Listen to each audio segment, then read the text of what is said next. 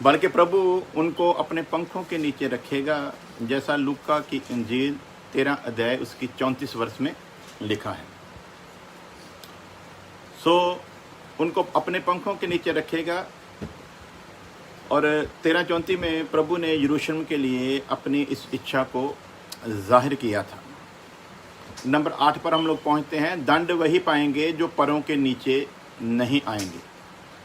क्लेश, महाक्लेश का दंड उन लोगों के ऊपर आएगा जो प्रभु यीशु मसीह के परों के नीचे नहीं आते। यरूशलेम के साथ गिला करते हुए प्रभु यीशु मसीह वहाँ पर अपनी इसी इच्छा को जाहिर करता है कि काश वो परों के नीचे आए होते। लेकिन फिर इस पर लोग सवाल कर देते हैं कि अगर वो परों के नीचे आ जाते तो दुनिया के लिए फिर नजात का प्रबंध कैसे होता, दूसरे लोगों तक ये नजात का पैगाम कैसे पहुंचता। हमारे लिए चिंता का विषय ये नहीं है कि फिर क्या होता, क्योंकि वो सर्वशक्तिमान खुदा जो सब कुछ करने की कुदरत रखता है, उसके लिए किसी भी काम को करना नामुमकिन है ही नहीं। उसकी डिक्शनरी में नहीं हो सकता ये शब्द है ही नहीं। इंसानों के लिए जो नहीं हो सकता वो उसके लिए हो सकता है, इसीलिए वो खुदा है। तो वहाँ पर प्रभु यीशु मसीह ने शब्दों में जो हम लोग देखते हैं गहराई उसकी यही है कि हे यरूशलेम, हे यरूशलेम, कितनी बार मैंने चाहा, एक बार नहीं बल्कि कितनी बार मैंने चाहा। ये शब्द खुदावंद खुदा की उस मर्जी को, उस इच्छा को पेश करते हैं कि खुदा चाहता था। हम लोगों के लिए तो टेंशन ये है कि अगर वो परों के नीचे आ जाते तो हमारा क्या बनता। लेकिन यहाँ पर प्रभु अपनी इच्छा को जाहिर कर रहा है कितनी बार, यानी कि एक बार नहीं। जब से दुनिया में इस कौम को खुदावंद खुदा ने चुना, जब इस वंश के साथ खुदावंद खुदा ने अब्राहम के जरिए वाचा बांधी, तब से लेकर खुदा ने कितनी बार चाहा, कितनी बार, उसका कोई हम लोग गिनती करें तो बहुत हो जाती है। कितनी बार मैंने चाहा कि जैसे मुर्गी अपने बच्चों को पंखों के नीचे इकट्ठा करती है, यानी कि खुदा की ये चाहत शुरू से थी। और जब तक प्रभु यीशु मसीह इस बात को करता है तब तक भी उसकी यही चाहत थी कि वो परों के नीचे आ जाएं। परों के नीचे आ जाएंगे तो वो सेफ हो जाएंगे, लेकिन उन्होंने ऐसा किया नहीं। और यीशु मसीह कहता है कि कितनी बार मैंने चाहा कि जैसे मुर्गी अपने बच्चों को पंखों के नीचे इकट्ठा करती है, वैसे ही मैं भी तेरे बालकों को इकट्ठा करूं, पर तुमने ना चाहा। हालेलुया।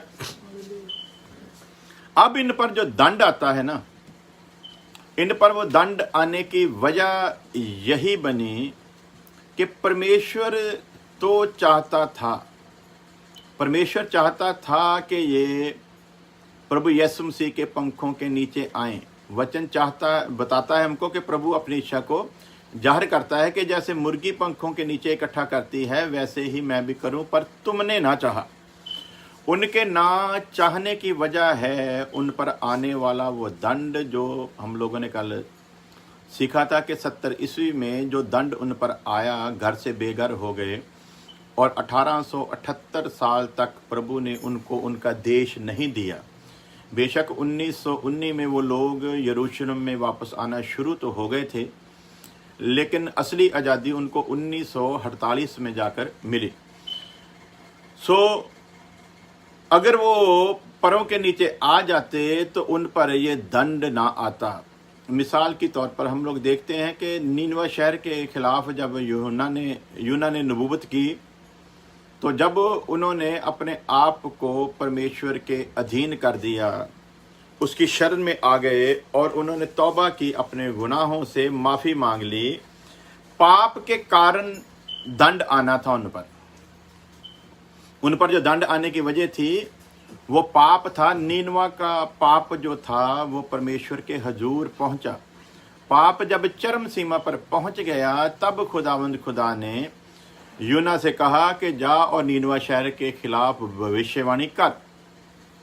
आगे जाकर न्यू टेस्टमेंट में प्रभु यीशु मसीह इस इच्छा को भी जाहिर करता है। जैसे यहाँ पर मुर्गी की मिसाल देकर उसने अपनी इच्छा को जाहिर किया, उसी तरह न्यू टेस्टमेंट में प्रभु यीशु मसीह इस बात को भी जाहिर करता है कि नीनवा शहर के खिलाफ जो यूना को भेजा गया है, और देखो कि यहाँ यूना से भी एक बड़ा है।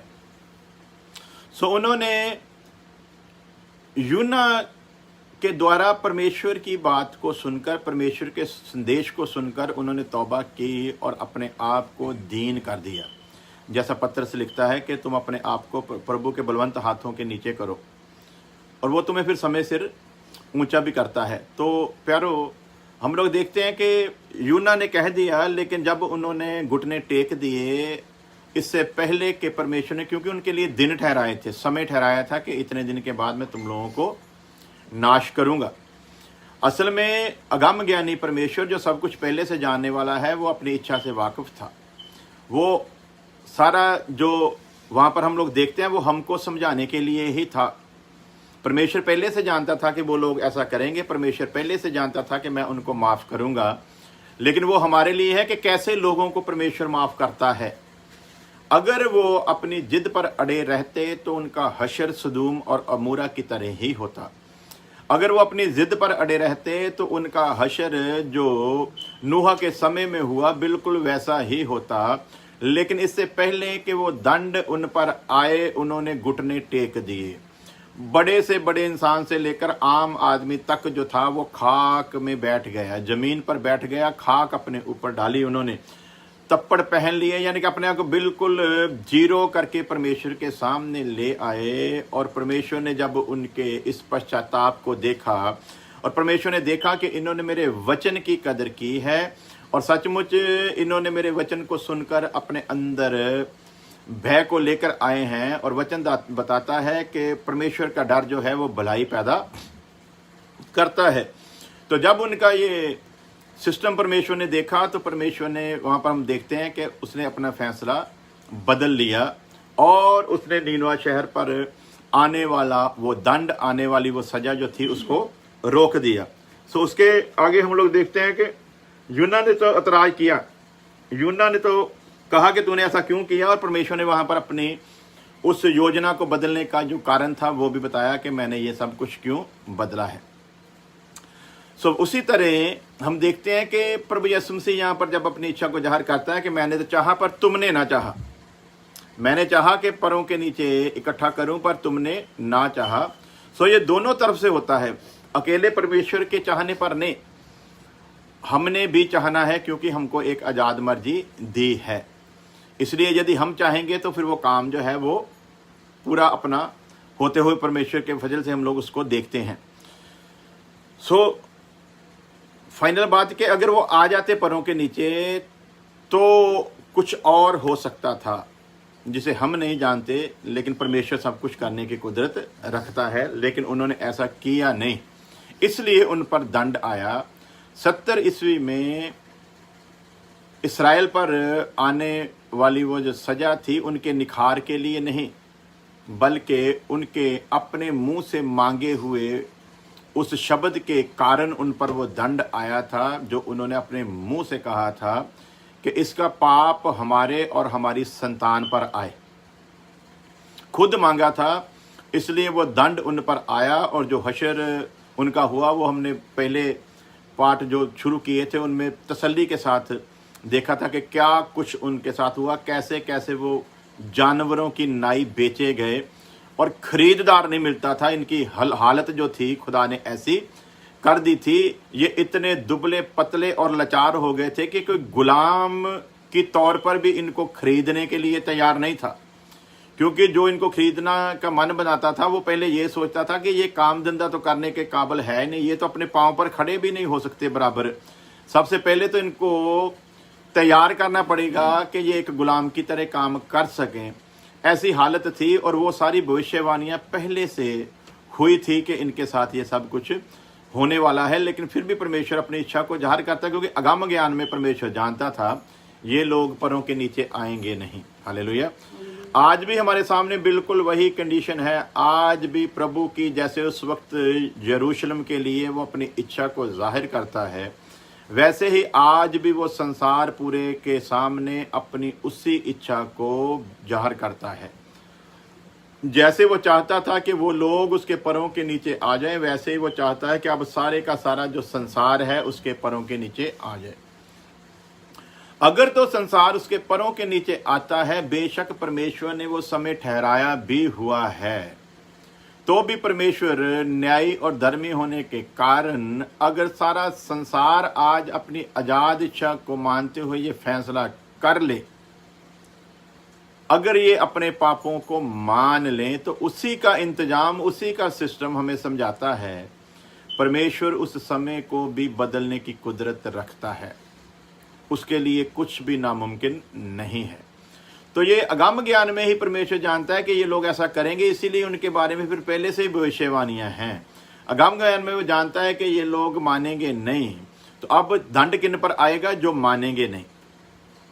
जो मानेंगे उनके बारे में लिखा कि जितनों ने उसे कबूल किया उसको उसने अपनी संतान होने का हक दिया। यूहन्ना की अंजील 1 अध्याय उसकी 12 वर्ष। सो जिनको संतान होने का हक मिल गया है वो परमेश्वर के घर में ऑलरेडी हैं।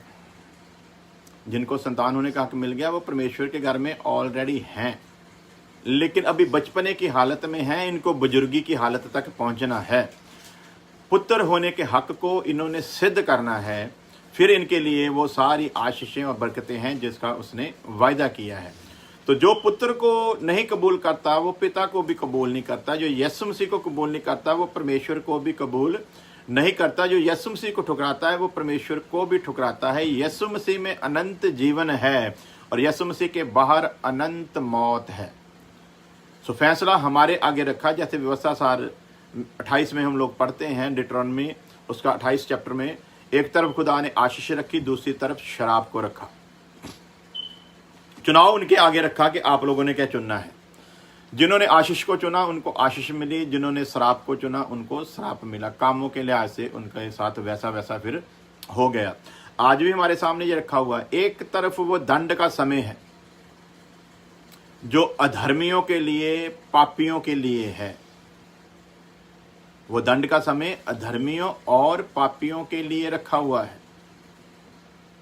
दूसरी तरफ धर्मियों के लिए है, रास्तबाजों के लिए है।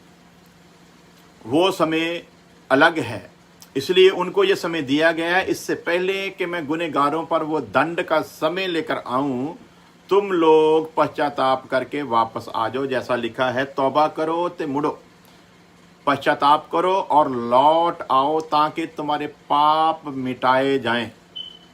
तो वो सजा पापियों पर आने वाली सजा है। तो जिनके पाप मिटाए जाएंगे उनके लिए एक आगे शब्द लिखा है जो भविष्यवाणी के रूप में है। हालेलुया। सो अगर पॉसिबल हो तो हम लोग पढ़ ही लेते हैं यूहन्ना रसूलों के किताब प्रेरितों के काम, उसका 3 अध्याय और उसकी आई थिंक 19 वर्ष है। 3 अध्याय उसके 19 वर्ष। तो वो भी एक भविष्यवाणी के तौर पर ही बात की गई है, लेकिन वो जब देखते हैं तो आम सी बात लगती है। लेकिन आज हम उसको फिर पढ़ लेते हैं वर्ष को, ताकि हमारे सामने उसका जो भेद है वो प्रकट हो जाए। यहाँ पर लिखा है, इसलिए मन फिराओ और लौट आओ कि तुम्हारे पाप मिटाए जाएं। सबसे पहले तो ये है कि मन फिराना पड़ेगा। बहुत लोग हैं जो मन फिरा लेते हैं लेकिन लौटते नहीं हैं। तो खाली मन फिराने से फायदा नहीं है। उदारू पुत्र ने मन फिराया और लौट आया, तब बाप ने गले लगाया। सो उसी तरह आज हम लोग यदि मन फिराते हैं लेकिन लौट कर नहीं आते तो बाप गले नहीं लगाएगा। इसलिए जिन्होंने मन फिराना है उनका दूसरा रूप है कि उनको लौट आना है। जो लौट आएंगे बाप उनको बाहें फैलाकर अपने आगोश में ले लेगा, और जो लौट आएंगे और जिनको बाप अपने आगोश में लेगा उनके पाप मिटाए जाएंगे।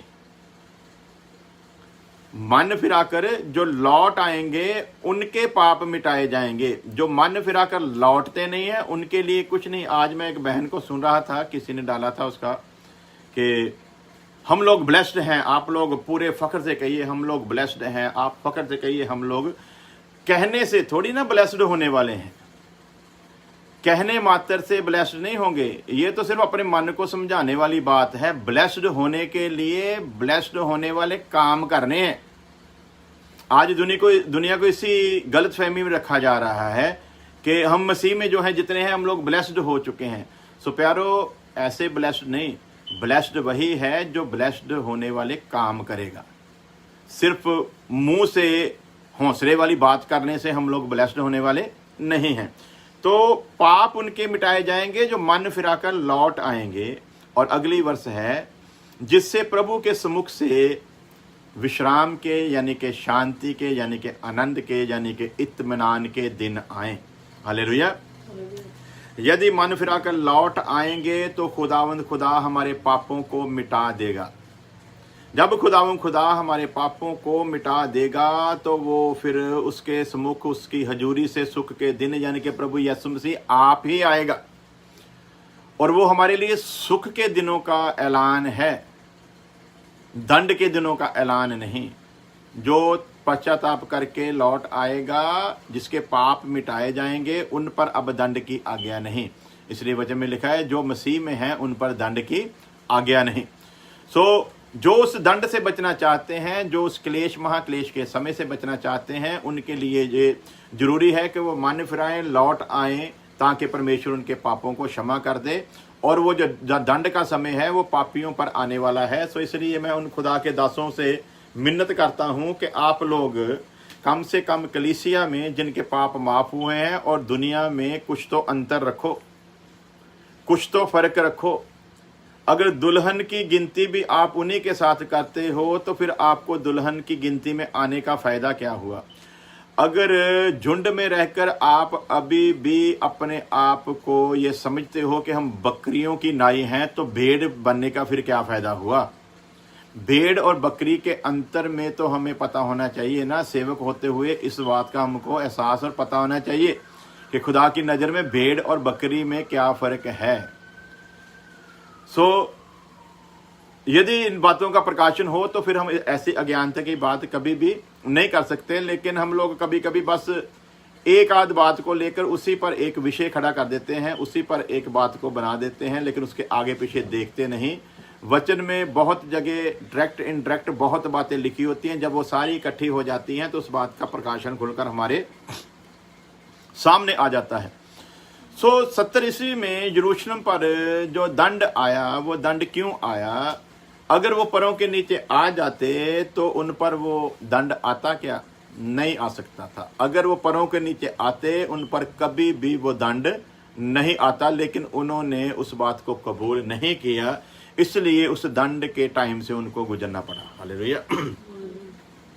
उनके साथ एक वाचा बांधी हुई है, इसलिए उनका एक अंश खुदा ने बचा लिया सिर्फ वाचा के कारण। अब्राहम के साथ किए हुए वादे के कारण उनका कुछ भाग जो था वो बचा लिया।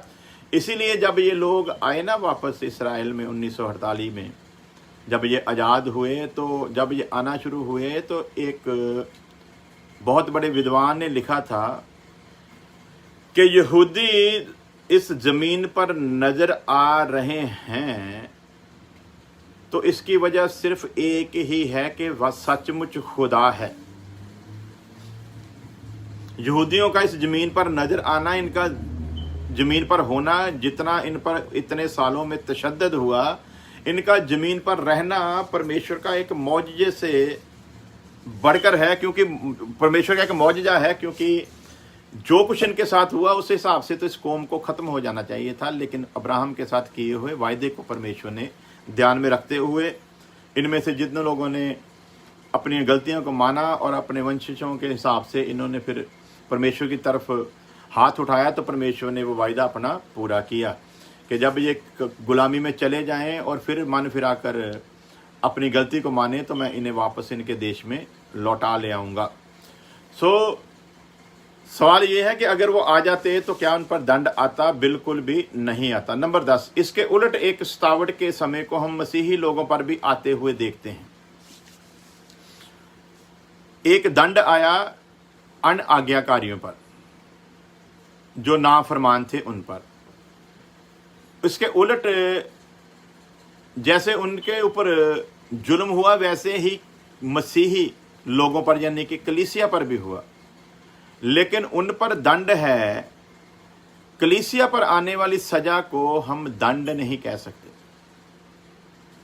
जो नीरो बादशाह के समय में हुआ, जब उसने अपने शासनकाल को संभाला 13 अक्टूबर 54 में, फर्स्ट सेंचुरी में, पहली सदी में 13 अक्टूबर 44 को वो अपने तख्त पर एज ए बादशाह के तौर पर बैठता है और उसका वो राज्य जो है वो 9 जून 68 ईस्वी तक चलता है, यानी कि टोटल पीरियड वो राज करता है 13 साल 8 महीने तक। और ये 13 साल 8 महीने जो थे ना, इसमें अगर 1-2 दिन उसके जो जश्न के हैं उनको छोड़ दिया जाए तो ये पूरा समय काल जो था ना, ये पूरे का पूरा मसीहों पर वो जुल्म हुआ जिसको अगर कोई किसी ने देखा हो तो वो सो नहीं सकता। लेकिन ये नीरो बादशाह के द्वारा उन पर होने वाला ये जुल्म जो था, ये इसलिए हुआ ताकि दुनिया को एक मैसेज मिले। ये इन पर हुआ जो जुल्म इंसानों के द्वारा, ये इसलिए हुआ कि परमेश्वर अपने लोगों को दुनिया में पेश करने जा रहा है। वचन की वो बात सिद्ध होती है, जैसे पौलुस ने कहा, कौन मुझे मसीह की मोहब्बत से अलग करेगा। तो यहाँ पर दुनिया के लिए भी और शैतान के लिए भी परमेश्वर ने एक चैलेंज रखा था। और इसका दूसरा रूप ये था कि जितने मसीही लोग मरेंगे उतने ही ज़्यादा पैदा होंगे। और दुनिया को ये संदेश देना था कि मसीहत को बढ़ने से दुनिया की कोई ताकत रोक नहीं सकती। और दूसरा अपने लोगों को निखारना था, इसलिए परमेश्वर ने वो सज़ा उन पर आने दी। सो दंड वालों की सज़ा और इनकी सज़ा में फ़र्क है। इनकी सज़ा को कभी भी कोई लानती सज़ा करके बयान नहीं करेगा। नीरो बादशाह के समय में मसीहों पर आने वाली सज़ा को कोई भी इंसान लानती सज़ा नहीं कहेगा, बल्कि ये मसीहों पर आने वाली जो सतावट थी, ये दुनिया में मसीहत को बढ़ाने का सबसे बड़ा एक कारण था। इसलिए वचन में लिखा है कि सब बातें मिलकर भलाई को ही पैदा करती हैं। हालेलुया। तो उस समय ये सब कुछ हुआ। नंबर 12, ये वह लोग थे जो परों के नीचे आ चुके थे, तो फिर इन पर ये सताव क्यों आया? सवाल कोई करेगा कि उनको तो कहा था कि तुम परों के नीचे आ जाओ, तो ये तो परों के नीचे आ चुके थे, तो फिर इन पर सताव क्यों आया? इसका सीधा सा जवाब है कि परों के नीचे नहीं आते, उन पर दंड की रीति से है, और जो परों के नीचे आ जाते हैं उन पर आशीष की रीति से है। सो दंड और आशीष को हमें समझना है। क्लेश महाक्लेश आने से पहले ही मैं कई बार बता चुका हूं कि कलीसिया ऑलरेडी दुख में है, ऑलरेडी कष्ट में है, और कलीसिया बहुत कष्ट सह रही है। और उस समय के आने से पहले कलीसिया ने जितना कष्ट सहना है वो सह चुकी होगी। अब कलीसिया को और कष्ट सहने की जरूरत नहीं है, क्योंकि उन्होंने परों के नीचे आने की कीमत दे दी है। वो यूं ही परों के नीचे नहीं आए, पहले उन्होंने कीमत दी है, फिर प्रभु ने परों के नीचे लिया है। अगर वो कीमत ना देते तो परों के नीचे कभी भी नहीं आते। इस नजात के लिए, इस मुक्ति के लिए कीमत देनी पड़ेगी। तो जिन्होंने कीमत दी है उनको उसने अपने परों के नीचे लिया है। सो सताव के समय से पहले अगर यहूदी परों के नीचे आते तो उन पर 70 ईस्वी का सताव कभी भी नहीं आता। उसी तरह अब जो लोग सताव का समय आने से पहले परों के नीचे आ चुके होंगे, उसी तरह अब जो लोग सताव के समय का टाइम आने से पहले परों के नीचे आ चुके होंगे, उन पर सताव का समय कभी नहीं आएगा, जो समय सिर्फ दुष्टों के लिए ही रखा गया है। नंबर 16, यह समय कलीसिया द्वारा शैतान को शर्मिंदा करना, मौत को तमाशा बनाना और संसार पर अपनी आशा को सिद्ध करने का था। जब नीरो बादशाह के समय में वो सब कुछ हुआ, जहाँ जो आज कलीसिया के साथ हो रहा है, उसके पीछे परमेश्वर का एक ही मकसद है। नंबर 1, कलीसिया द्वारा शैतान को शर्मिंदा करना है, मौत को तमाशा बनाना है, संसार पर अपनी आशा को सिद्ध करना है।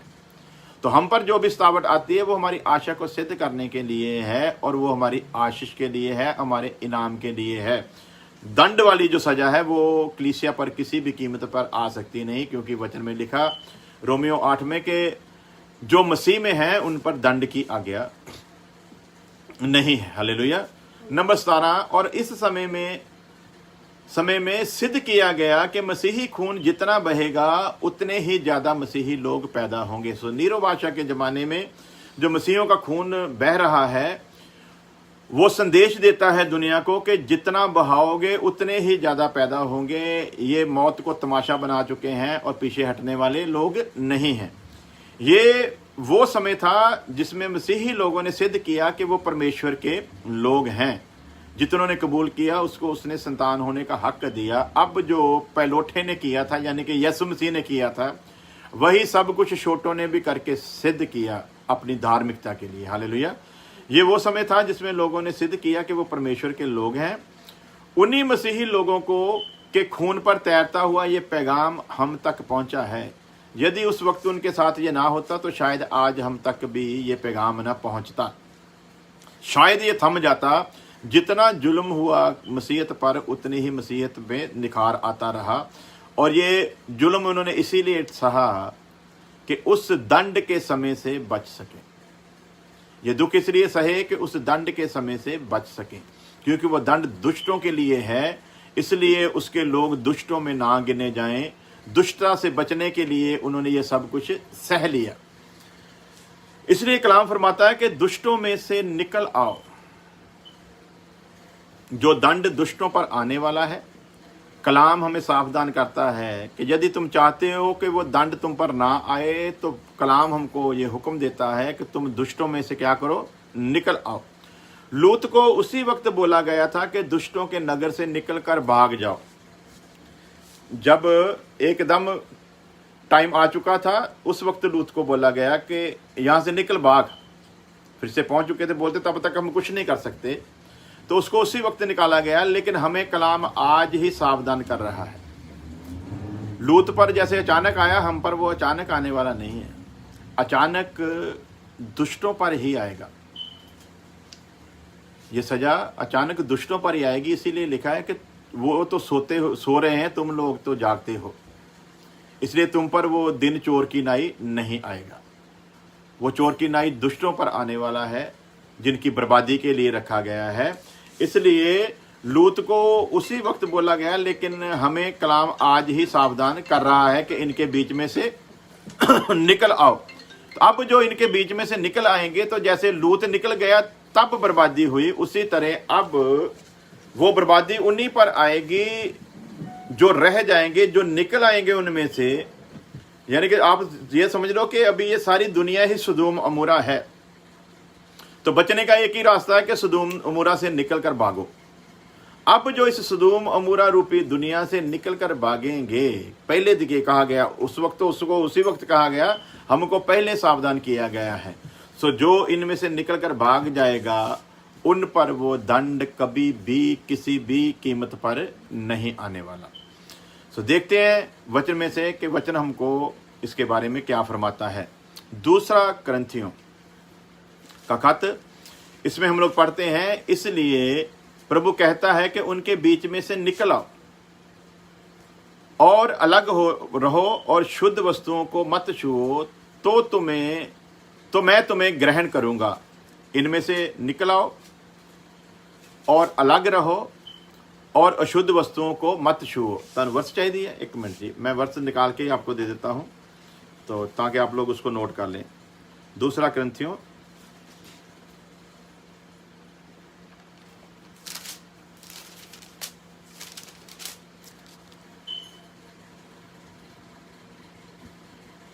उसका 6 अध्याय उसकी 17 वर्ष। दूसरा करंथियों 6 बाब उसकी 17 वर्ष।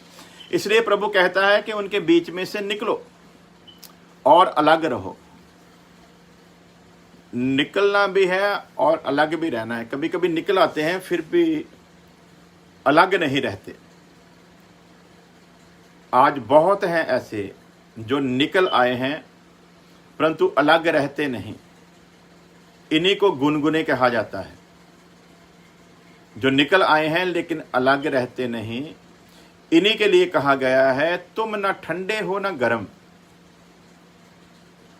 मैं तुम्हें अपने मुंह से निकाल दूंगा। क्यों निकालूंगा? तुम निकल तो आए परंतु अलग नहीं रहे। वायदा उनके लिए है जो निकल कर अलग रहेंगे। इसका मतलब जो वचन बताता है तू ना ठंडा है ना गर्म, तेरी दोनों तस्वीरें ने।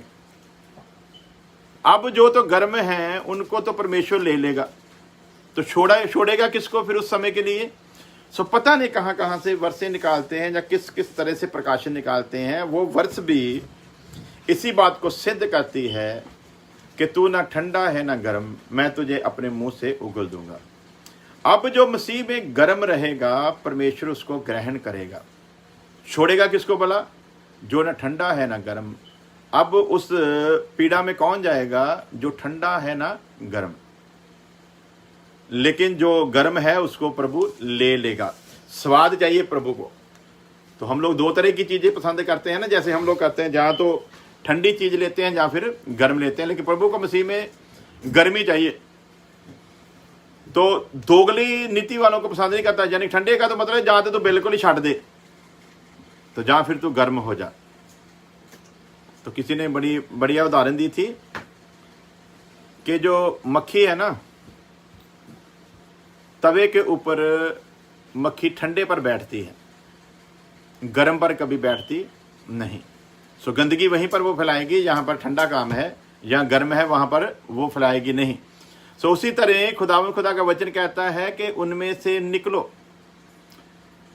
निकल तो आए लेकिन अलग नहीं हुए। इसीलिए सारा संसार वाला काम करते हैं ना, जो कुछ संसार कर रहा है, ये भी कहते हैं कि हम उनमें से निकल आए हैं, लेकिन काम फिर वही, सारे काम वही करते हैं।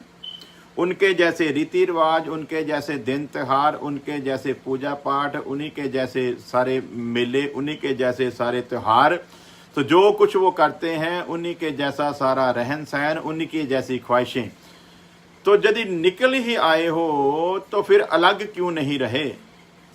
निकले हुओं की पहचान है कि जो उनमें से निकल आए हैं वो उनमें से अलग नजर आने चाहिए।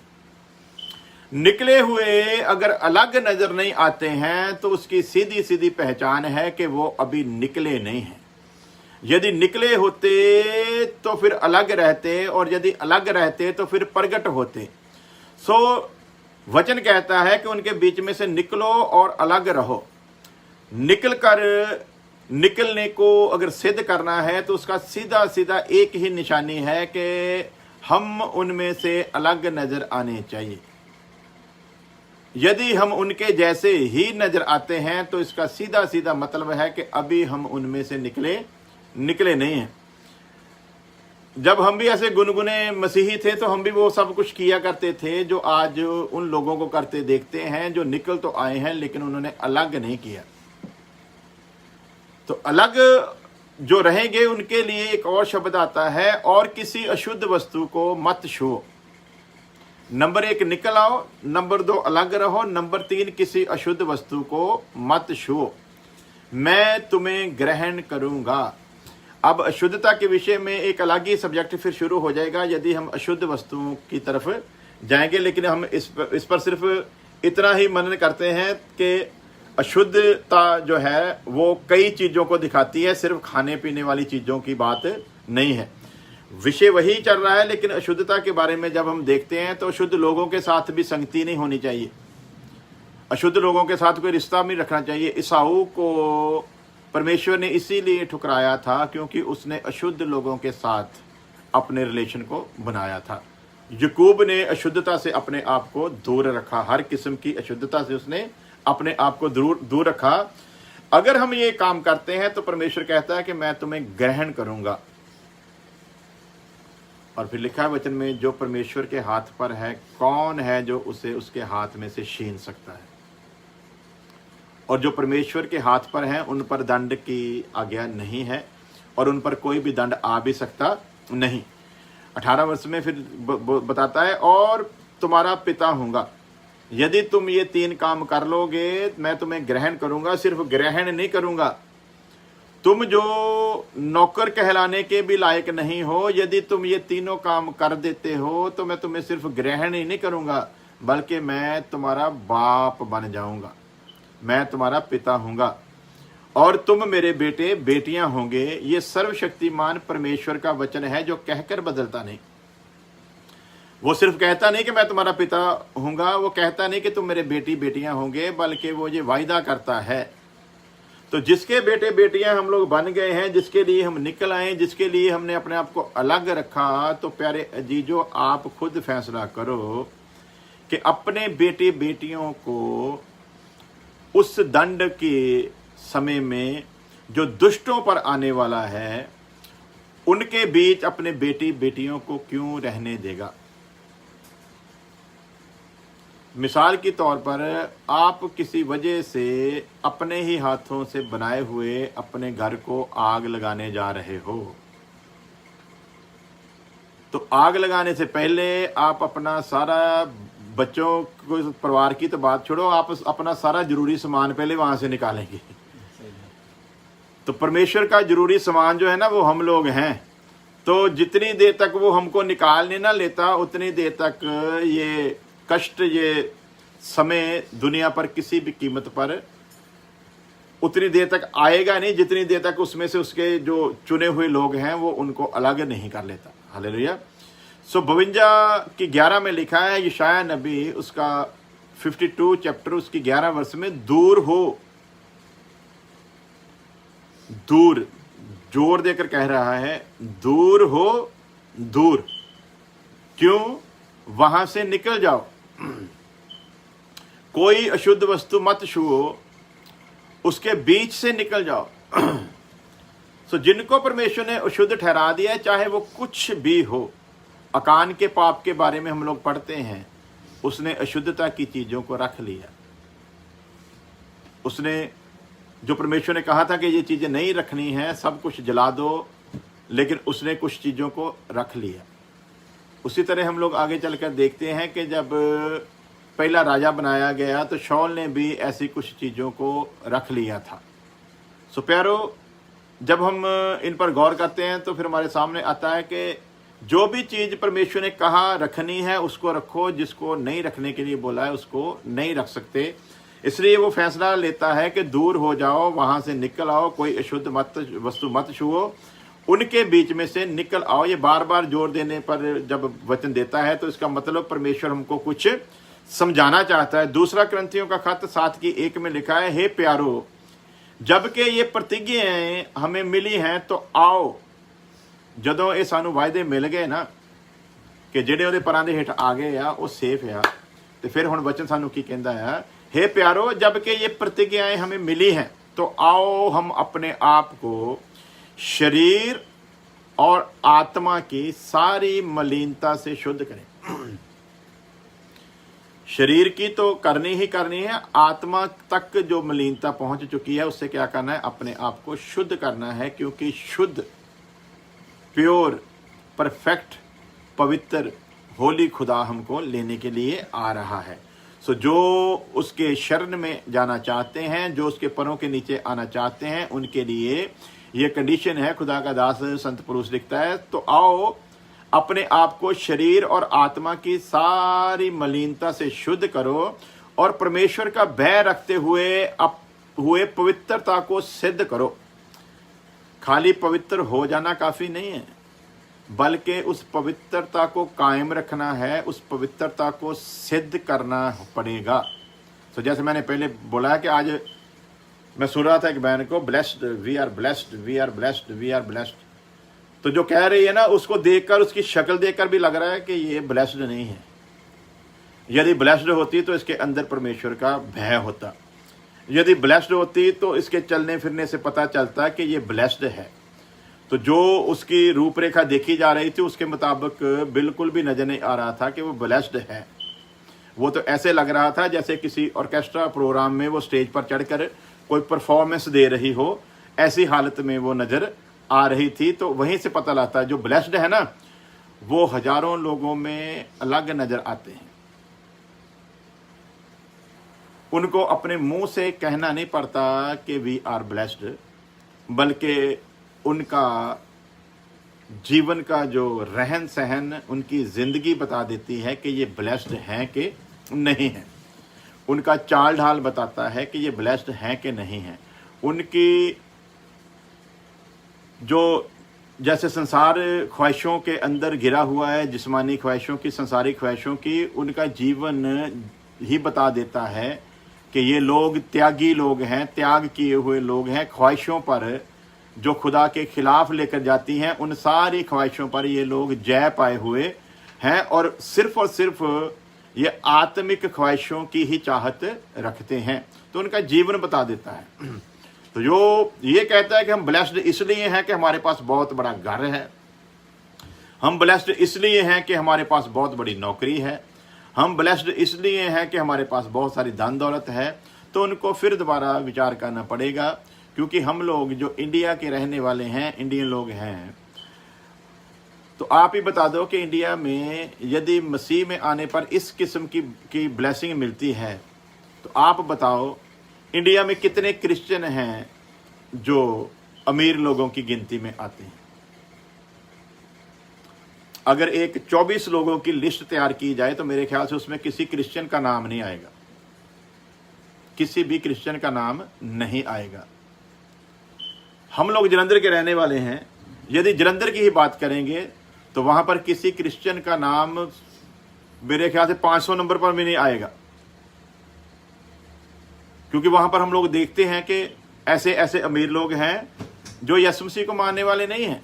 हमारे वहां पर सीतर वेज जी हैं जो नामी ग्रामी अमीर आदमी है, पंजाब केसरी वाले हैं, अजीत अखबार वाले हैं, बाबा स्किन वाले हैं, ऐसे बहुत सारे ग्रुप हैं जलंधर में।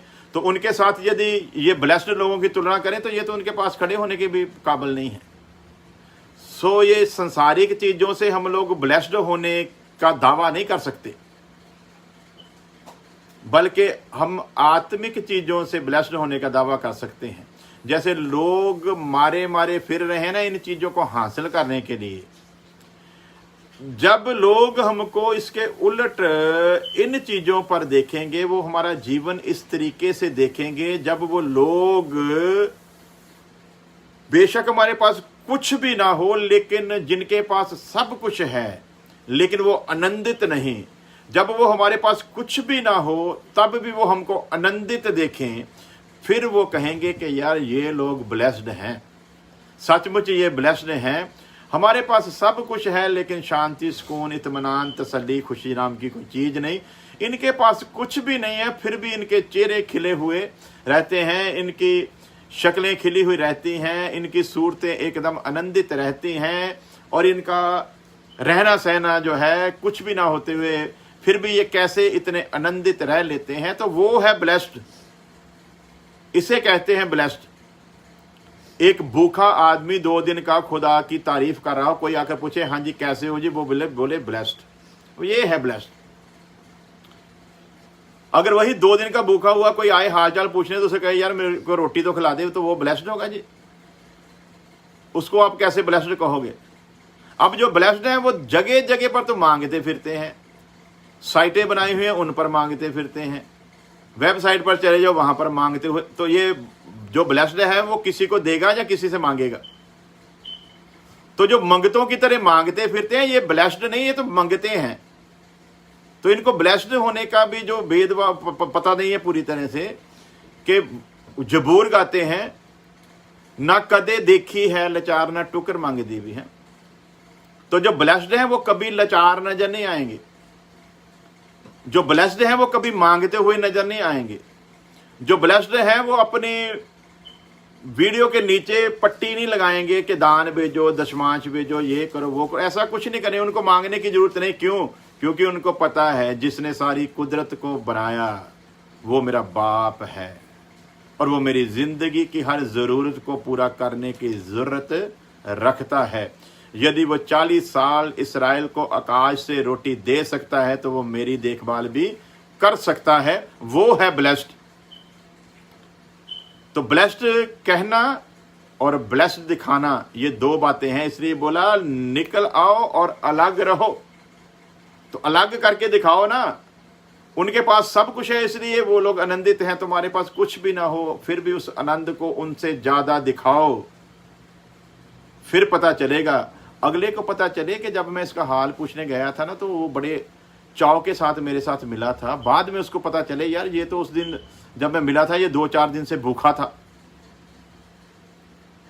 और इसको पता भी था कि मैं अमीर आदमी हूं, ये मुझसे कुछ मांग सकता था, लेकिन इसने मुझसे कुछ मांगा भी नहीं और इसके चेहरे से हाव भाव से ऐसा कुछ प्रतीत भी नहीं हुआ कि इसको किसी चीज की जरूरत है। जब उस आदमी को आपकी ये हालत का पता चलेगा ना फिर वो आपकी गवाही लोगों में देगा, सचमुच ये वो लोग हैं जो ब्लेस्ड हैं। खुदा आपको आशीष और बरकत दे। इसके हिस्से को फिर हम लोग कल सीखेंगे।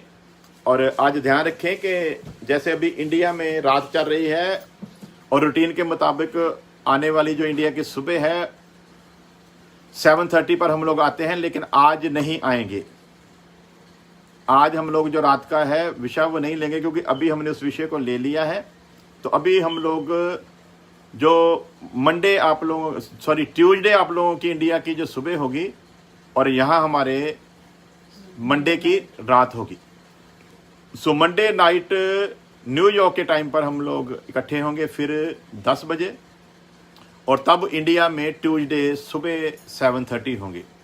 सो तब तक के लिए दुआ में बने रहिए, संसार के लिए, अपने खानदान के लिए और उन लोगों के लिए जिन पर ये रोशनी नहीं प्रकट हुई उन सभी के लिए खुदा से दुआ करें और इस विषय को हम लोग और सीख सकें उसके लिए भी दुआ करते रहिए। आइए हम सब के लिए दुआ करते हैं। प्यारे खुदा तेरा धन्यवाद करते हैं तेरी दया और तेरी मोहब्बत के लिए। खुदा सचमुच जो तेरे ब्लेस्ड किए हुए हैं उनका जीवन बयान करता है, उन्हें मुंह से कहने की ज़रूरत नहीं पड़ती। सो ऐसी सारी जिंदगियां हो जाएं कि उनके बारे में लोग गवाही दें कि देखो वो ब्लेस्ड जा रहा है और वो आत्मिक तौर पर जो ब्लेस्ड है वही तेरी ओर से ब्लेस्ड है।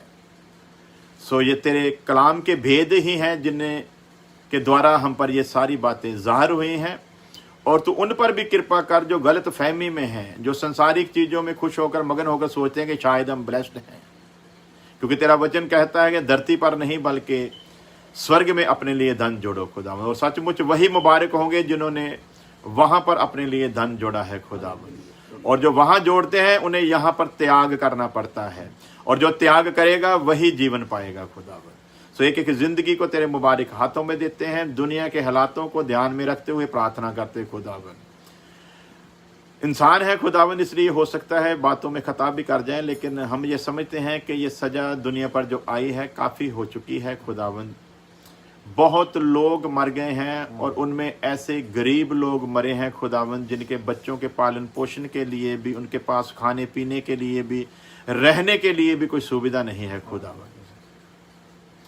इसलिए तेरे बच्चे होने के नाते ये तेरे आगे इल्तिजा करते हैं, तू रहम कर, अपने क्रोध को शांत कर खुदावन, नाश करने वाले को हटा दे पिता और इस बवा को तू बिल्कुल पूरी तरह से पूरी दुनिया से हटा खुदावन, ताकि तेरे लोग जो तेरे खुशखबरी को लिए फिरते हैं खुदावन उन लोगों तक भी तेरी खुशखबरी पहुंच जाए जिन तक अभी तक तेरा नाम नहीं पहुंचा खुदावन।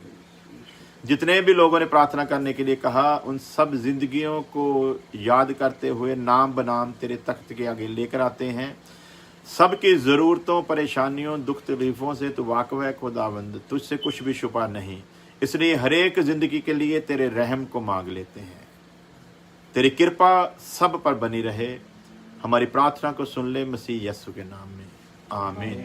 अब हमारे खुदा यीशु मसीह का फजल, खुदा बाप की मोहब्बत, पाक रूह की संगत अब से लेकर हमेशा तक उसके तमाम लोगों के साथ बनी रहे, आमीन। हालेलुया। खुदा आप सबको आशीष दे। तो मिलते हैं मंडे नाइट न्यूयॉर्क टाइम 10 बजे और इंडिया ट्यूसडे मॉर्निंग 7:30। खुदा बरकत दे आपको।